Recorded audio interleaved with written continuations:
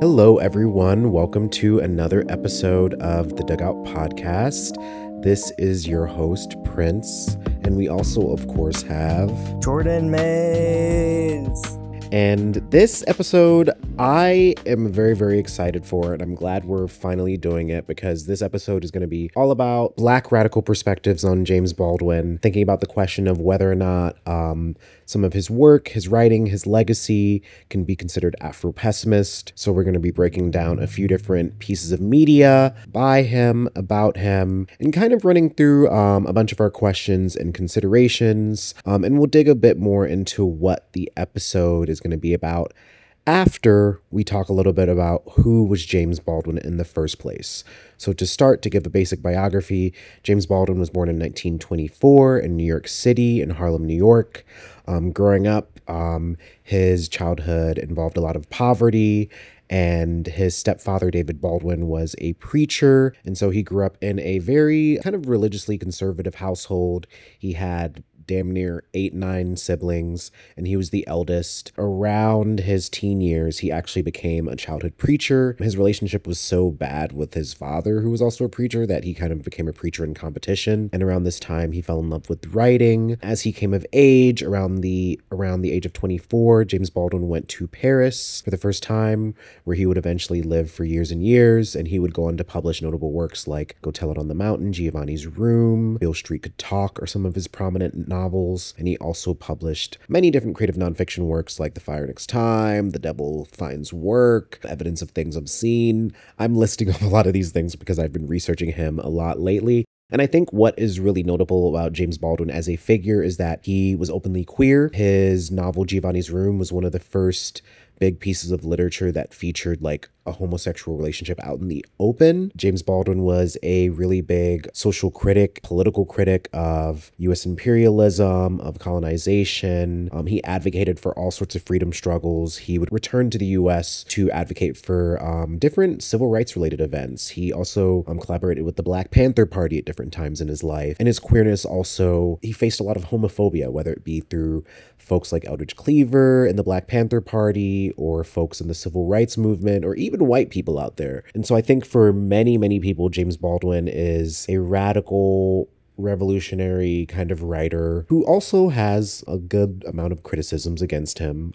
for a lot of things that I also can think about and will definitely dig into in this episode. But I guess I can ask Jordan, how did you first learn about James Baldwin? Or do you remember? I don't. I feel like Baldwin's always kind of been there, at least for me, but I really remember a couple years ago, I had a group study around The Fire Next Time. And I enjoyed breaking that down with some other folks and trying to relate it today and what people's assumptions were, how to work generationally. And it kind of like, at the same time, I was reading a lot of Afro-pessimism too. So I was like, none of it was contradicting in my mind. That's why I'm excited to kind of look into some quotes and some other things and be like, here's how I see Bro's analysis, or at least what he talks to his, what is it, nephew in the letter? Oh, yeah, my Denjin shook, to his nephew. And how he talks to the white people doing the film. In The Messenger, or whatever it's called again. Meeting the Man. Yeah, when did you first find Baldwin? I first learned about him in college. I had a white African-American studies teacher who actually was really dope, which makes me feel weird to say. But he knew his shit, and he had us read Baldwin. And I remember we specifically watched The Price of the Ticket, which is a documentary about Baldwin. And that was kind of the first time I really kind of, I don't know, learned anything about him for real. Yeah, I first learned about him maybe around the time that I graduated when I was 19. So yeah, I learned about him when I was 19, which is wild. I'm like, I wonder why they didn't teach him in school. Homophobia. Everyone's homophobic. Yeah, I'm trying to think. I think I remember mainly also after meeting you. That's after I think I got another con. So I was like, let me actually try to read some of the fiction. And then eventually I got more into their nonfiction and like listening to their talks, and like only within the past like couple weeks again, and like reading some of their talks, doing research for this episode. So we just got through the meeting of the man. You've seen it before. First time I've seen it. We've kind of talked about it before. That nigga was pissed. Yeah, so to kind of set the stage, Meeting the Man is a documentary that was made about James Baldwin in 1970, and it was made by Terrence Dixon, I think is the name of the director. And how would you describe the overall film? It was a lot of the documentarians explaining why they couldn't get what they wanted, as if we really had an expectation for like a form of what we needed, and then just like watching James kind of push back and them being utterly confused. That was kind of some of the source of that frustration, was just like they wanted to talk about him as a writer and him in Paris. And he's like, doesn't he, like, I read after this, like, go back to America? I mean, he goes back numerous times throughout his life. This film was shot in 1970, and the first half is these documentarians trying to question Baldwin on the street, and he's very frustrated. And then the kind of latter half is Baldwin being in this studio, talking to other Black people. And when I first saw this, I was deeply fascinated by it because you don't really see much media where it's not a debate, but you get to see Baldwin kind of socializing with people, and you see something beyond, oh, the charismatic Baldwin, or the one that's like literally in a debating against like one person on a stage. And so it kind of, for me, always raises the question of like, what was going on during this period of time that would make him so frustrated? What was his relationship to white media, white liberalism? And he expresses a lot of frustrations in it. And I think it's interesting in the documentary that he's also with other Black people, and they can kind of be this sounding board, or like they can help bolster what he's saying. I mean, he literally says in it, he says, why should we talk about my Paris time? Because you think I've escaped something. You think I'm an exotic survivor. And if there is one quote in the whole movie that I think kind of distills why he's frustrated, it's he understands that whiteness is usually only fascinated with him because it thinks that he has escaped, or he's civilized, or he's one of the better ones, which is why he kind of brings up throughout it, like, I could have been Bobby Seale, I could have been Angela Davis. And it's a crude comparison that I don't necessarily like, but I think he's saying, like, there's no distance between me and all these people that died, because I could have died too. When I think for him, for all those filmmakers to recognize his revolutionary impulse, he had to put himself in a collective of Black people for them to really see him in a section that wasn't just, here's a writer, or here's like a Black revolutionary writer. And Baldwin seemed to be like contextualizing himself within a revolutionary impulse as a whole being, and not only as a revolutionary writer or just another Black American in Paris, really like contextualizing the times, his friends, people and movements that he's seen himself, that he's like seen grow and die, like quite literally. And the filmmakers are so oblivious to that, especially during the beginning, to that like revolutionary impulse and that whole human beingness. Like they're sustaining themselves off of the same freedom and system in prison that is killing him, his people, and Black people everywhere. And I think that's when they go to the Bastille to like really ground it. And he was hanging out with like this young American homie, and he was like really egging him on like getting a specific question down. But one big part of it was there's this whole history around the Bastille. It created something that was liberty for you, but death and apocalypse for others. That progress and that democracy that was created through this is still the cornerstone of Western dream. How he would say the Western, the Christian, he was going on and on. That's sort of, I think, the impulse that he's tapping into when he's telling them, you're not getting it. I think that's a little Afro-pessimist, especially when it comes to like the end. He really gets to hammer it in when they ask him, is that why you escaped? Or is this why don't you just escape? And he's like, what have I escaped? Yeah. Where does a fleeing Black man go if he wants to escape? And it reminds me of this No Name in the Street quote. 400 years in the West has certainly turned me into a Westerner. There's no way around that. But 400 years in the West also failed to bleach me. There's no way around that either.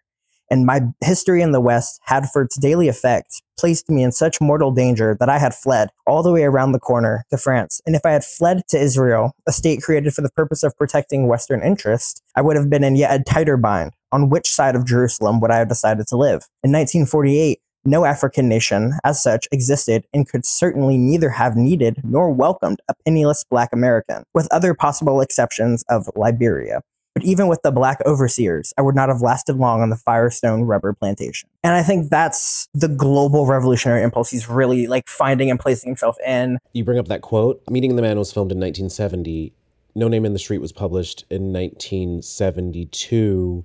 And I can't remember whether or not it's a collection of essays from across his lifetime or if he wrote it specifically together. But what do you think it says that Baldwin lived through all of the bullshit that was the 1960s, assassination after assassination after assassination, the Civil Rights Act is passed, the Black Power movement arises. What do you think it says that he is expressing all of these frustrations? And what do you think that says about the expectation that the public is kind of meeting him with? Slash, I think it's like a bigger question of like how whiteness expects blackness to act through all this suffering. Like, what do you read in the fact that that quote you just shared was published in something that came out like a year or two after this documentary, where he's like looking at these white people like, do you even know what the fuck is happening? Like, what do you think is happening to Baldwin? His confrontation and trying to craft that narrative in the film was posed as violent to the filmmakers. The group of black people they were around, there was an especially dominant one, was the term used by the filmmakers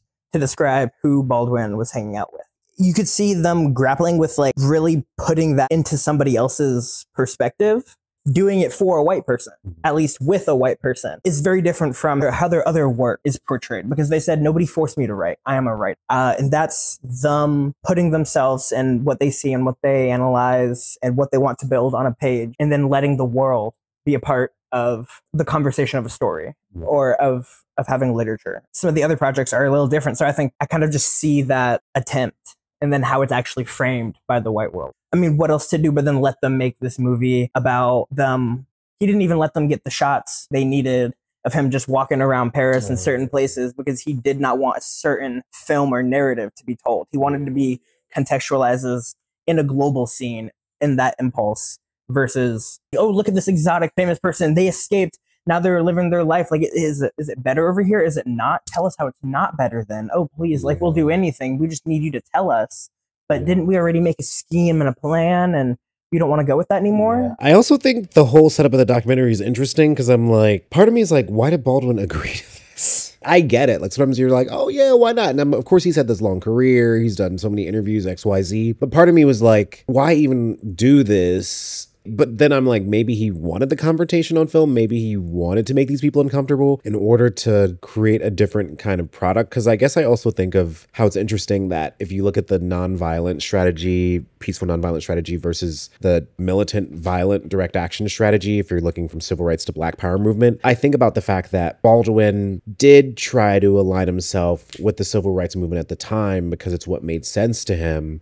And a lot of that movement was about the necessity of documenting Black suffering and to have it be a visible extreme, and how that made certain kinds of Black people look weak to the more militant types. And we can kind of think about this a lot because we've also been watching Genius's Malcolm X MLK on Hulu. I mean, maybe it's like literally him being in the streets with these people. I don't know how much he was in the streets for real. You know what I mean? Like frontline shit. Or like, you know, marching with these people and then having them boom, gun down, boom, gun down, boom, gun down. And then also around this time, Quinto is happening. People are being wiretapped. And if you read Baldwin's biography, he became increasingly paranoid because he says it in Meeting the Man. He's like, I might be one of the last free Black voices in the world. And so it's interesting in all these ways, I guess I'm bringing up, because there's a side of Baldwin that's a little bit hyperbolic. But I think what makes sense is like anti-Blackness is also hyperbolic. Like Afro-pessimism is also hyperbolic. Like that's the reason he was like, you want to talk to me about how I escaped? Let's fucking stand in front of this prison that people, insurgents and shit, escaped from during the Bastille uprising. And so with all of that in mind, I'm like, why the fuck did you agree to do this? And maybe he was like in a good space where he's like, I got my Black people around me today and we're going to shoot this shit one day. It's going to be 20 minutes instead of who knows how long the documentary was supposed to be. And so I guess I think about all those things and how I imagine Baldwin of this time was tired of performing for white documentation, performing for the white gaze. That seems to be the driving force in all of it. Because when I see him being angry in the movie and Meeting the Man, I'm kind of like, it seems like he's a little bit angry at himself for even being there. That's the part where I'm like, just go home. Yeah, I mean, and it's also like that point of like, what is the point of that documentation? I mean, it's not just to suffer on screen. In The Fire Next Time, the dungeon shook when he's talking to his nephew. He talks about exaggeration of like, you can't get gaslit. Like, I can tell you, your family will tell you the actual shit that's going down, but your countrymen will do everything to not acknowledge that. We were also listening to like a Malcolm X and Baldwin talk. I don't remember when that was, reminded me of, because like the white dude was saying exactly again, like you're exaggerating how much black people hate white people, how much white people hate black people. You're exaggerating how bad Christian influence is on Africa. Like Muslims ain't doing shit. Like it's like they're like all these talking points. My Dungeon Shook is a letter that James Baldwin wrote to his nephew, I think when his nephew was born. Oh, it's a letter to my nephew on the 100th anniversary of the Emancipation. I believe like probably the Emancipation Proclamation or the end of the Civil War. It was released in 63. So like 7 years before what we just watched with Meeting the Man. Yeah, I mean, there's one part of it I'll read. He says, quote, "You can only be destroyed by believing that you really are what the white world calls a nigger. I tell you this because I love you, and please don't ever forget. I have known both you all of your lives, have carried your daddy in my arms and on my shoulders, kissed and spanked him and watched him learn to walk. I don't know if you've known anybody from that far back, if you've loved anybody for that long. First as an infant, then as a child, then as a man. You gain a strange perspective on time and human pain and effort." To also give some other context about my Dungeon Shook, this is definitely one of Baldwin's most prominent works that's known, and I feel like it's taught a lot. It was in The Fire Next Time, which is also one of his most acclaimed creative nonfiction works. What I like about my Dungeon Shook is that it actually kind of has a legacy, so if folks out there want to read a more contemporary version of this letter Ta-Nehisi Coates wrote Between the World and Me, which was published around 2014, 2015, and that's a letter of him as a father writing to his younger son after the news about Trayvon Martin's killer not being whatever acquitted or not being like sent away happened. And there's a lot of critiques of Between the World and Me. I find this particular piece of writing to be really moving because I think Baldwin's best work is from the perspective of his older self looking back at some kind of younger self, whether it's his own younger self or it's someone like his nephew. Or even his brother. Why I read that specific part was this generational understanding and looking towards ourselves as strong, as independent, as something that can be self-defining. He says, through my Dungeon Shook again, quote, "My dear namesake, these innocent and well-meaning people, your countrymen," or actually, before I read this, what was I just talking about? Generational analysis of is that, and then also how he uses innocence like legality, or like it feels like I'm reading an Afro-pessimism text, and it's like this is like ontologically you're dead, they're innocent. You're in when you were born, you were black, they were white, innocent, and that's your countrymen, well-meaning people, blah blah blah. And like, so when he says, quote here, "It is not permissible that the authors of devastation should also be innocent. It is the innocence which constitutes the crime. My dear namesake, these innocent and well-meaning people that constitute that same crime of defining degradation for black people, and especially the person he's writing to and talking about how he's experienced this with his family and with these other countrymen, which has left him bitter." He talks about how, quote, "Your countrymen have caused you to be born under conditions that have not very far removed from those described for us by Charles Dickens in the London of more than 100 years ago. I hear the chorus of the innocent screaming, 'No, this is not true. How bitter you are.' But I am writing this letter to you. I try to tell you something about how to handle them. For most of them do not really know that you exist. I know the condition under which you were born, for I was there. Your countrymen were not there and haven't made it. Your grandma was also there, and no one has ever accused her of being bitter. For here you were, Big James, named for me. You were a big baby. I was not. Here you were, to be loved. To be loved, baby, hard, at once and forever, to strengthen you against the loveless world. Remember that I know how black it looks today for you. It looked bad that day too. Yes, we were trembling. We have not stopped trembling yet. But if we had not loved each other, none of us would have survived. And now you must survive because we love you and for the sake of your children and your children's children." I'll read the end. "Try to imagine how you feel if you woke up one morning to find the sun shining and all the stars aflame.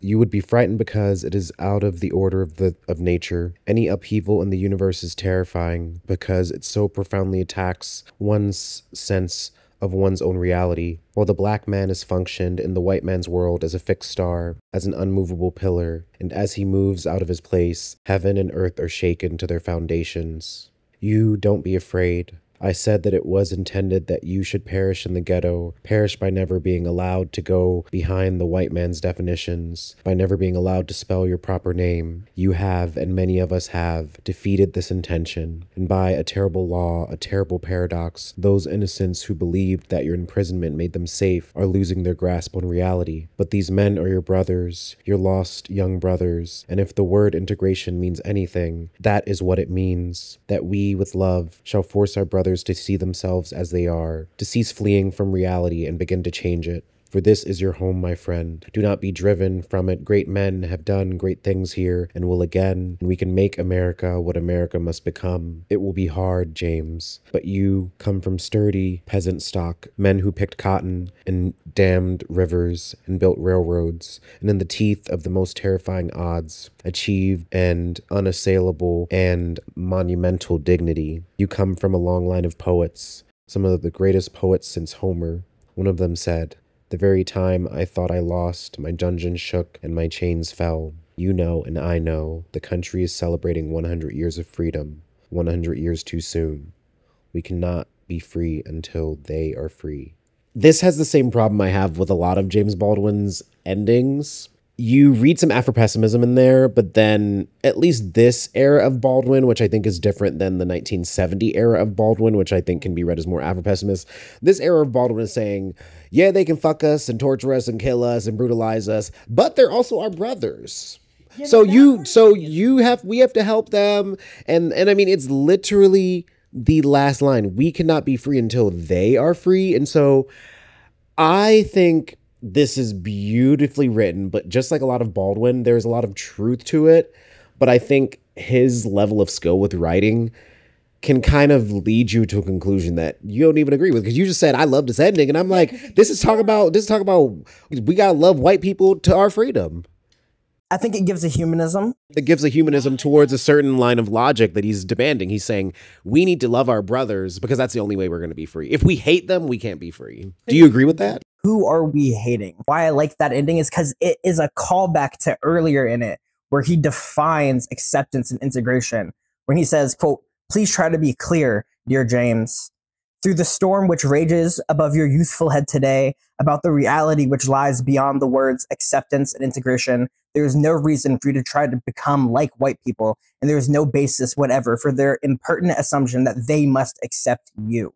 And what I think is in that, but not in the ending as much, like you're saying, like a flaw in the writing and a way to critique it. Because I remember the first time I read it, I did not fuck with it. But then when I reread it, I was like, I'm starting to like it as a whole piece a bit more, at least seeing it function towards a stepping stone in that logic that you see him crystallize in the 70s and in other writings of like, we define ourselves. One thing he does talk about how our countrymen are our brothers. Not all of them are that bad. That part of Baldwin is always like, I don't know. I feel like it is approaching like an acceptable level of humanism that I can fuck with, but it's not really a critique. And if we're being real about when he's writing this, he's also writing this towards a particular end goal, which is that period of time, which is the early 60s, which is they haven't even gotten to the Civil Rights Act yet. So if there is any true demand that can be made that can push white people to maybe be better, it at the time was integration. It was this idea of like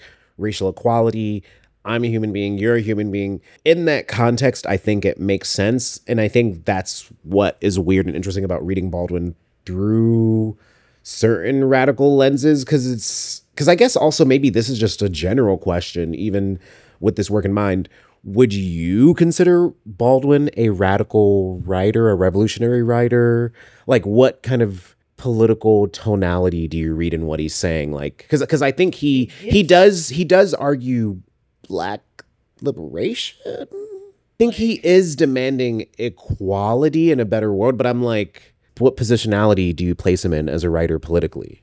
I see him as an anti-authoritarian. Okay. Like, no government should be able to tell us who we are. No person should be able to tell us who we are. No person who then no person can tell us we can't organize for our own role. I mean, they were a part of strong social ties, like, and they saw like in social institutions like the church, and wrote about the influence of that institution on people's lives in very human ways. And I think that's something I think in their fiction that I think is very radical.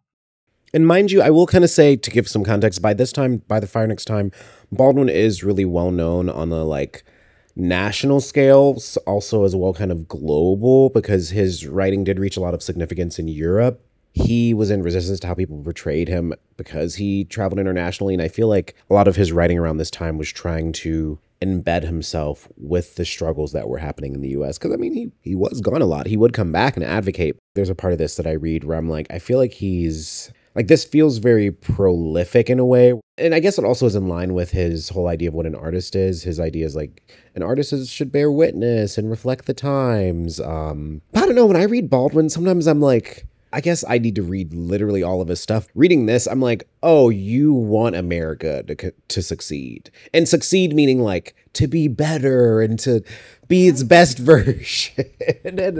I disagree. In My Dungeon Shook, I think he wants America to succeed. But in other works, are you saying in other works? No? I think that's why he has such a strong focus on the countrymen. And I think he does end up saying like, we can make America what it should be or blah, blah, blah. And I'm like, make America great again, Baldwin. What? No, he's not, but he's not saying that. And that's what I mean. Like, we can't equate his version of that because, okay, so this is what I'll say about his radicalism is like, he would go to protests. He would be like, oh, east side, west side, all sides of town. We want all the landlords, tear the slums down. And he would say, quote, I don't know anything about communism, but I know a lot about slums. That's also what he says in like No Name in the Street. And another part of No Name in the Street is, quote, Huey believes, and I do too, in the necessity of establishing a form of socialism in this country. What Bobby Seale would probably call a, quote, Yankee Doodle type of socialism. This means an indigenous socialism formed by and responding to the real needs of the American people. This is not a doctrinaire position, no matter how the Panthers may seem to glorify Mao or Che or Fanon. The necessity for a form of socialism is based on the observation that the world's present economical arrangements doom most of the world to misery. The way of life dictated by these arrangements is both sterile and immoral. And finally, there is no hope for peace in a world as long as these arrangements obtain. You have to be careful what you mean by socialism. When I use the word, I'm not thinking about Lenin, for example. I don't have any European models in mind. The price of any real socialism here is the eradication of what we call the race problem. End quote. Those sort of things of where he sees an approach towards socialism, meaning that we have to actually work together, and what seems like more of a conditioned local or bottom-up analysis. Not saying he's an anarchist. I don't think so. But I think the impulse for that sort of anti-authoritarian socialism and when they come to understand it is a part of a through line. Okay, I agree with you. What would it take for him to get there? Get where? To go full anarcho. I mean, did he not? Look at how he lived. I don't know. I just feel like I think I'm recognizing again in this conversation something I am trying to write towards, since for people out there, I'm trying to write a book about Baldwin right now. I'm researching it all the time. But essentially, I feel like the part of Baldwin that politically frustrates me is some of his earlier political expressions. And it's not necessarily that I disagree with them, because I do think he was writing and expressing himself in the context. They were demanding integration because at the time that meant human rights, civil rights, voting rights, desegregation, etc. What I really love and respect and revere about the later Baldwin, meaning like the Baldwin of the 60s, 70s, 80s, is that you can read in his later writing, like he was trying to contend with gender and media and the way that media factored into how our lives are shaped. When I read My Dungeon Shook, I do read a lot of what you're sensing, but I do think it's weird that at the end, he's kind of like, we need to love them in order for us to be free. But if you really like watching Meeting the Man version of Baldwin would talk to the My Dungeon Shook Baldwin and be like, when a white man tears down a prison, he is trying to liberate himself. When a black man does it, he is a fucking savage. You have to understand that you, for me, are my prison, is what James Baldwin says to that white documentarian in Meeting the Man. And he's not even talking about nationhood. He's talking about, in order to liberate myself, I have to liberate myself from everything that this world has created as far as like civilization. And that is like what whiteness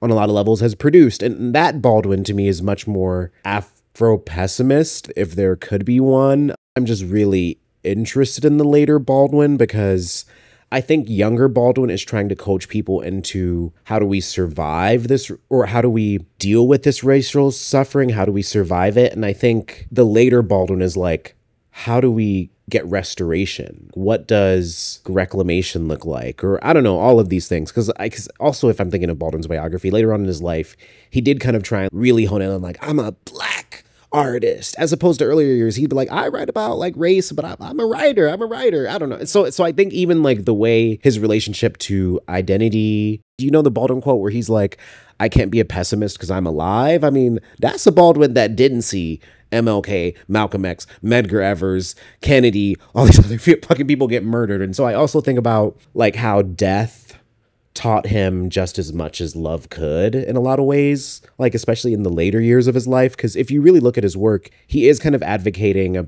the dichotomy between love and violence. If someone isn't able to really love, then that makes them really much more capable of violence, and vice versa. And so I think all of these things are interesting. And I think the earlier version of his writings, I feel like he's trying to lead by example morally, or like on a more, we all need to love each other. And then I think later on he's like, he's just like, I don't got it in me. He's like, I could have been all those people that got killed or locked up. Why? Yeah. I think it's fascinating to kind of look at his body of work and to see how the tonality changes, because it's real. Yeah, I mean, his FBI file was 1,800 pages thick. They were trying to ban his books. Hoover was like, indecent. That's why he said, no, I got to get out because I don't really think I'm going to stay alive if I stay in America. What did you think in Meeting the Man when he said, I could be Bobby Seale, I could be Angela Davis? Didn't he say, I am Bobby Seale, I am Angela Davis? Or did he say I could be? I don't know. He had a couple moments where it was just like, okay. But it was also like, I get what he's trying to say, especially because the shock factor to this white person. Like, he's having a confrontation right there, and one could say. Or is it just him crafting it around, or, reneging on what he was actually doing before? I mean, like, you know what? We're actually going to do it like this now. This is also some tea out there. But if you read some of the biographies about Baldwin, there's two really good ones I recommend. There's David Lemming's biography about Baldwin, and then another one called Talking at the Gates by James Campbell. And especially the James Campbell one, he does talk about like how Baldwin would say, like, in Meeting the Man, like, they're killing my friends. And in Talking at the Gates, the writer's just like, your friends? You saw these people here and there professionally.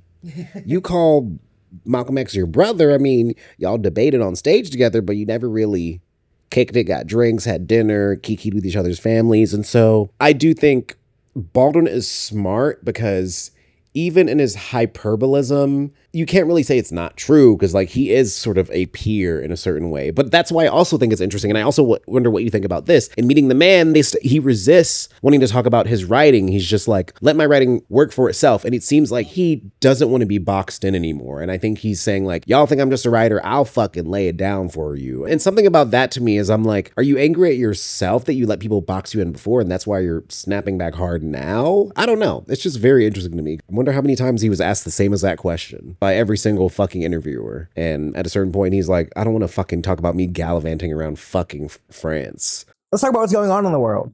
I'm wondering how much was cut. Yeah. Probably a lot. Probably honestly not that much. They probably scraped together what they could. Honestly. Or do they just want to make it seem like that? I'm kidding. I mean, I thought it was very interesting that he had that analysis. He just kept telling them, yeah, I could be a revolutionary. I write in a revolutionary context. Because they asked him, are you a revolutionary writer? And he was like, I don't know about revolutionary, but I write in a revolutionary context. His impulse seems to be talking about, like they said, love and the price of love, but I think also power and relation, just in general. At least I'm only halfway through Another Country. It's the only fiction of theirs I've read. I've only really read their nonfiction. That time in 1963, also, they might have been dealing with a lot of wanting to also, or at least writing to help people want the American project. Or to want a better version of it, because it's the peak civil rights era. Yeah, and even he talked about, I think in No Name in the Street, how he accidentally worked for the CIA on one of their presses that the CIA owned. And he was like, oh, I was writing about this or that, and this is the only reason I would have watched this movie, because it was just like a movie review thing for culture. And it was some Faulkner play or whatever. But in that same time in 63, when they wrote that letter, they also gave this talk to teachers, addressing challenges of education and preparing children to grapple with the myths and realities of U.S. history. And he starts by just being like, quote, "Let's begin by saying we're living through a very dangerous time. Everyone in this room, in one way or another, is aware of that. We are in a revolutionary situation. No matter how unpopular that word has become in this country, the society in which we live is desperately menaced, not by Khrushchev, but from within. To any citizen of this country who figures himself as responsible, and particularly those of you who deal with the minds and hearts of young people, and must be prepared to go for broke." He also talks about in that same time, quote, "It would seem to me that when a child is born, if I'm the child's parent, it's my obligation and my high duty to civilize that child. Man is a social animal.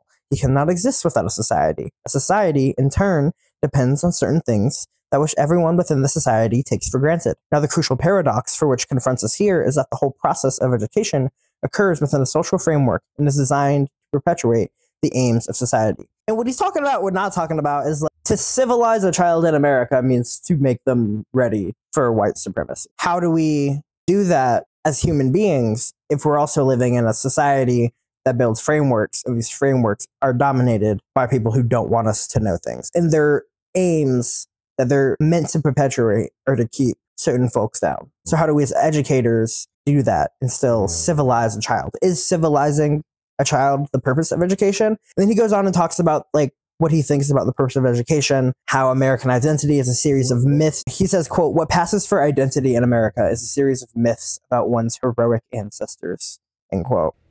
Yeah, I think he says in that the purpose of education is to create in a person the ability to look at the world for himself, to make his own decisions, to say to himself, this is black or this is white, to decide for himself whether there is a God in heaven or not. So education should give us complete autonomy. Yeah, and then he ends that by saying, but, quote, "No society is really anxious to have that kind of person around.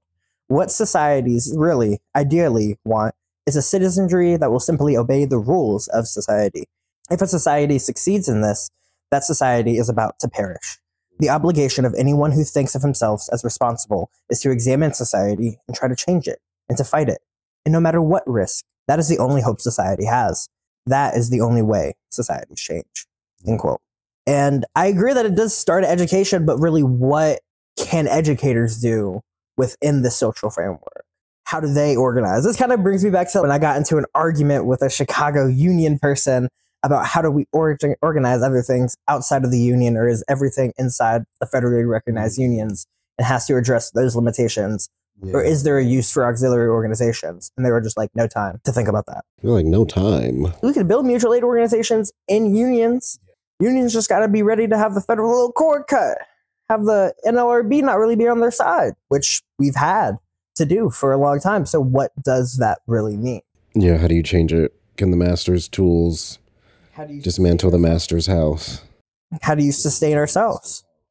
I mean, that was a big part of integration at the time. I mean, it's the history of freedom schools were being built after libraries and histories of the freedom schools in Reconstruction were burnt and destroyed. And that history in education was withheld. And people took the time to keep that lineage afoot. And I think that's something of like the whole, I think one thing we talked about in one of our first episodes was Brown v. Board education. Do we really need to integrate in these schools, or do we need to get our own? It wasn't even really about that. It was about the country reckoning with itself on how it's going to treat its citizenry and being forced to reckon with that, with the civil rights movements and everything that was going on around it, being forced to reckon with itself. This country is just going to continually go through a series of reckoning until it balkanizes, until there's so many people that can't hold it. The big question I think about that My Attention Shook piece makes me think of, should it ever be black people's responsibility to try to liberate white people in our goal of black liberation? Not any white people. And those people who are liberating themselves, because we don't liberate anybody. But how much of a priority should it be? Because for Baldwin, he's saying it's an essential priority for us to have a better world. And I think what's not there that would make me fully agree with that is who? Is it those that are pulling up with me and then we form a relationship? Or my door knock in a white neighborhood looking for allies? Like, I'm not doing that. Oh my God. See, and that's what I'm looking for when Baldwin's saying this stuff. I'm like, so what do you mean, bro? Because, like, I'm like, fucking a white dude versus writing books with a white dude versus, duh, I don't know. I'm just, yeah. And I think that's what I'm looking for because I'm like, the Baldwin that's in that fucking documentary, he's like, fuck white people. And then this earlier Baldwin was like, we have to love each other to survive. And I'm like, and I don't think it's fully gone. But interested in like an example of like a conversation where Baldwin's talking to like a white person that he likes. So I'm like, is there one out there? I mean, the thing is, like, Baldwin is not a black nationalist. But he hung around some. Not a Muslim nationalist, not a Christian nationalist. He hung around a lot of people because he was for people. I mean, that's what he says. Like, that's his humanism. Even in 70s, he's like, I don't write to white people. I write to people. People are going to understand what I say under different contexts, and that will continue to evolve. So what I've said about my writing, I said it in my fucking writing. ChatGPT is saying Baldwin was initially skeptical of black nationalism, particularly the more radical aspects of the movement. He criticized some of the leaders and the ideas that he saw as their potential to perpetuate divisive rhetoric and exclude broader multicultural racial solidarity. His earlier writings reflect this skepticism. Baldwin's discomfort stemmed from his belief in the importance of individual identity and his resistance to being confined by any ideological framework. Maybe he was an anarchist in the sense that he didn't want black national. He was against nationalism. Well, what he wasn't against nationalism. Well, was he against nationalism? Was he against nationalism though, just in general? Because he's talking about suckling America's booby at some points. I'm like, ain't that nationalism? But maybe he's just against racial nationalism of any kind. Yeah. What did you think of the Malcolm X Baldwin talk that we listened to? So to give context, Malcolm X and James Baldwin had a conversation that was in the early 60s because I believe Malcolm X was assassinated in 65 and they had a conversation 3 years before. So I think it was 1962. It was one of the first times that I think James Baldwin and Malcolm X were on a stage together, or maybe the only. But they had a debate that covered what were some of the things that debate explored. I was just skipping through it after we watched the documentary. The white people just kept trying to like, get around the point. Baldwin was talking a lot about it doesn't matter if the Muslim movement hates white people. Most black people hate white people. They're not going to tell you that though. But the main thing that I remember from it was what you have to acknowledge then is what do you do with that hate? Or not even what do you do with like the hate they're giving towards you, but what does that make you reckon with? And that fact and that lack of reckoning is American ethos. And as long as it will be, you'll have the wrong talking points. A lot of this debate was largely about black identity and a lot of the issues running through the black community during the civil rights movement. And so they talk about the role of black identity in America.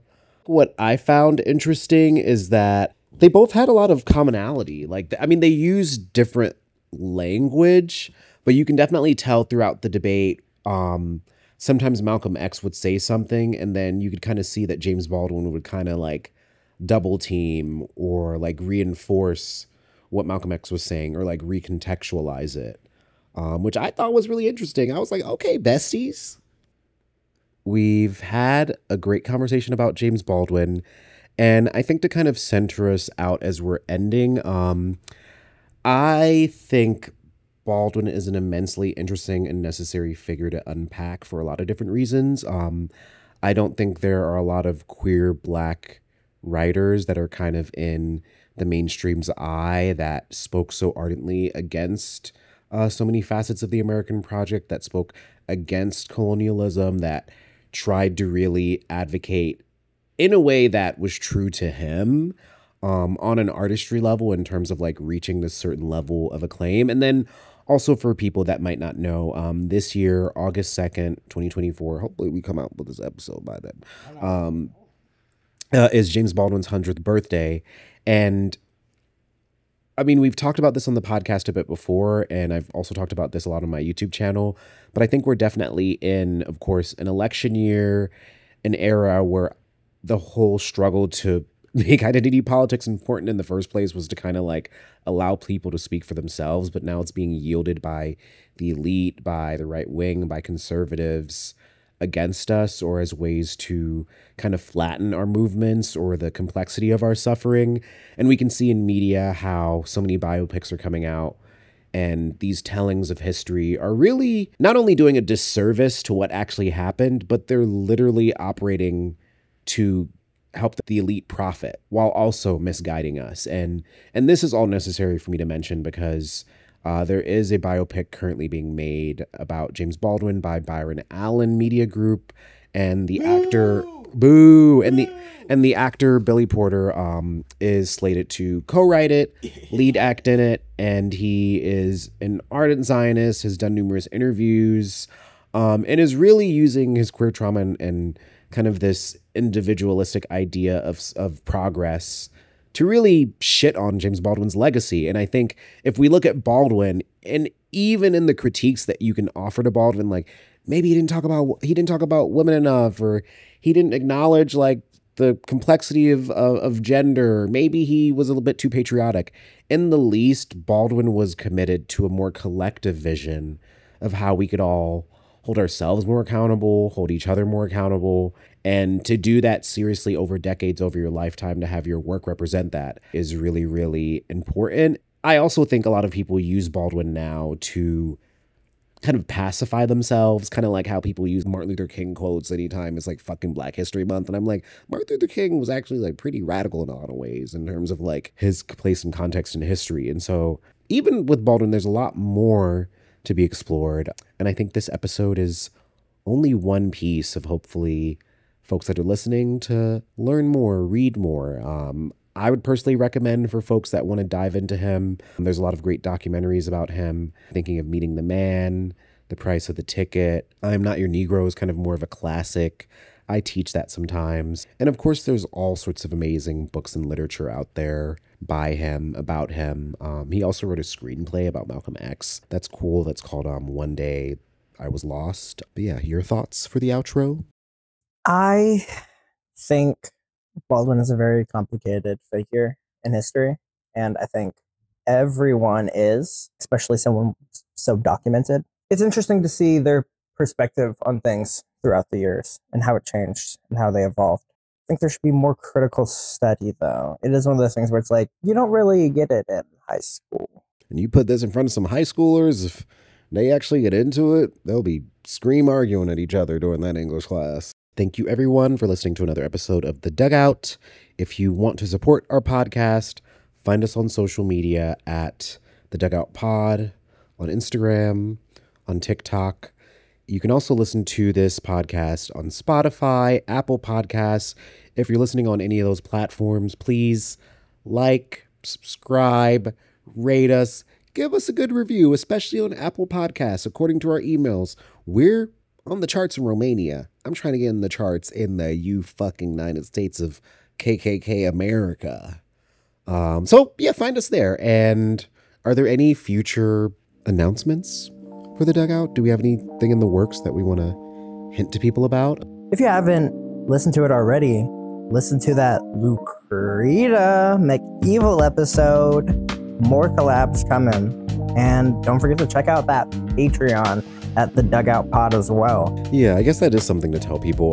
There's going to be a lot more collaborations. I was actually talking to Afro-Indigenous live streamer podcaster, and yeah, they want to do a little collab with The Dugout sometime soon. So yeah, stay tuned, y'all, and keep following us on Instagram because I want to get to 10,000.